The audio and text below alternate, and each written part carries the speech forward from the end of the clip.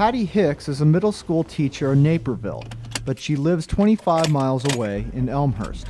To get to and from work, she takes Interstate 355 in Illinois State Tollway. About a month ago, I received a letter in the mail from the toll authority telling me that I owed them $934 because I hadn't paid my tolls.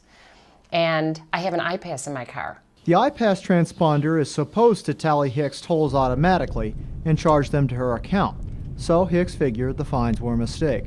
She called one of the 2 toll authority hotlines provided on the citation and waited on hold for 30 minutes. Hicks says the attendant who finally did answer offered little help. How does the value of a toll go from 80 cents to $934? Eventually, the Illinois Toll Authority acknowledged its error and dismissed the fines. Between September of 2006 and the fall of 2007, the Toll Authority did not issue notices of toll violations. The Toll Authority was switching contractors to monitor and collect fines. During these 13 months, violations were being tracked, but violators weren't being notified. Last fall, the authority started dealing with a backlog of violations, issuing 10,000 violation notices a day, some dating as far back as 2006.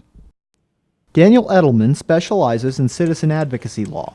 He recently filed a suit on behalf of a Lake County couple who had been hit with more than $300 in fines. The couple claimed they tried to address their complaint through the 2 phone numbers provided by the toll authority. Edelman filed suit on the grounds that the authority did not comply with due process. 2 overstaffed telephone lines for tens of thousands of notices just doesn't comply, and it's not what is ordinarily done. Shortly after Edelman filed the suit, he realized how pervasive the problem was. He received dozens of phone calls to his office from people with similar complaints. Edelman decided to refile the suit to the U.S. District Court of Northern Illinois as a class action suit.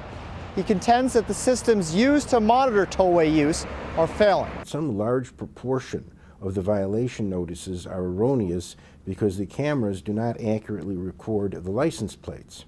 Joelle McGinnis is the press secretary for the toll authority. She refutes nearly every allegation. She says workers review all license plate photos before fines are issued. And McGinnis insists that drivers are allowed 3 violations before any fines are sent. There's this quick and easy way for all iPass customers to resolve their violation notice issue, and that's to call our customer service representatives, update their accounts with current license plate and credit card information.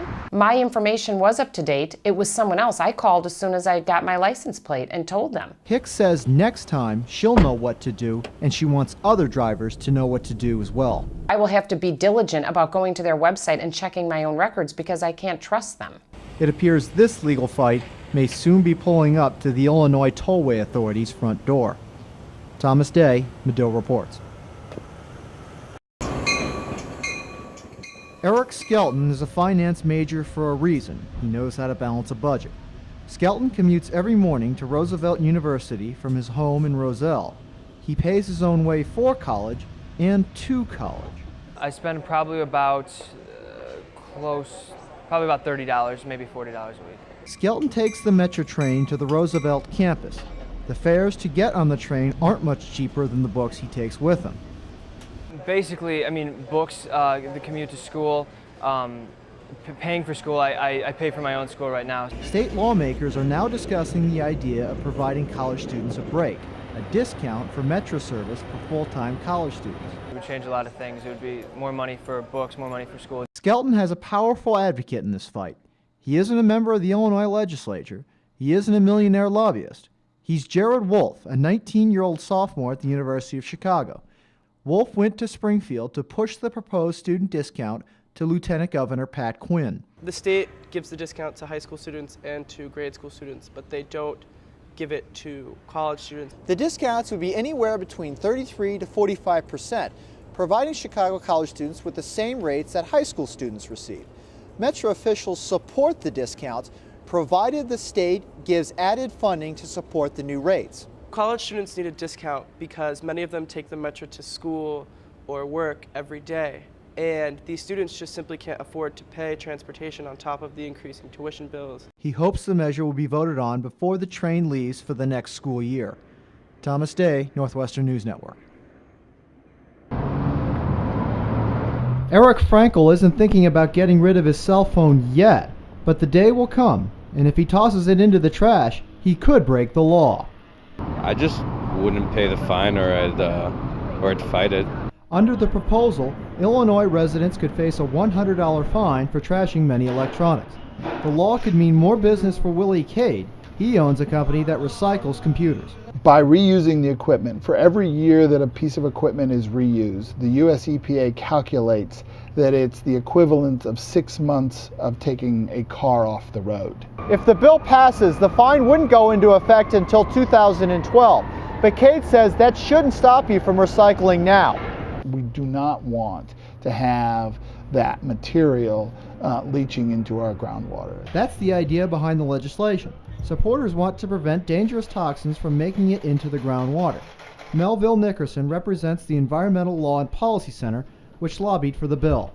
Computers, monitors, televisions, printers all contain toxic components such as mercury, lead, arsenic, beryllium, all of which are literally a toxic time bomb waiting to explode. Nickerson encourages people to recycle their old electronics, but for people who don't want to make the extra effort, he hopes a possible fine will make the difference. Thomas Day, Northwestern News Network. It's true that the costs of higher education are going up everywhere, but that's especially the case right here in Illinois. Critics are laying the blame square at the feet of Governor Rod Blagojevich. Snow, freezing temperatures, and gusting winds. It's nights like tonight where the most is riding on Mayor Daley's pledge. More than 750 Northwestern students are dancing at Dance Marathon. This year they're raising money for the Bare Necessities Pediatric Cancer Foundation. As the saying goes, no pain, no gain. Cruising down Lakeshore Drive is bound to be a pain this summer, but the Chicago Department of Transportation says it has a plan to keep traffic moving. I'm Thomas Day. Find out why you might soon be facing a stiff fine just for throwing away your cell phone.